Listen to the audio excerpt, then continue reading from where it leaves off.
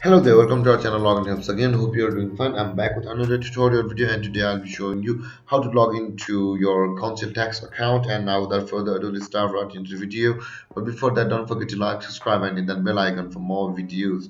Okay, on your computer, first open a preferred browser, and on the search bar click over there and type in gov.uk, or just you can see the gov.uk page has been opened on. You can see the gov.uk has been displayed on the first result, and click on that. And after that, you can see the government activity option available over here and the topic option available over here. Click on the down arrow of topics, and after that you will find the housing and local services option available over here. Click on there, and after that you can see the council tax option over here, which is the second one.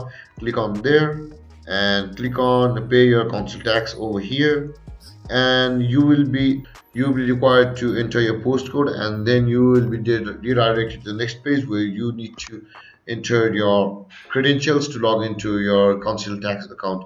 And there guys, this is how you log into your council tax account. And if you have any questions or confusions regarding the topic, don't hesitate to comment in the comment section below, and don't forget to like, subscribe, and hit that bell icon for more videos. Thank you for watching guys. Peace.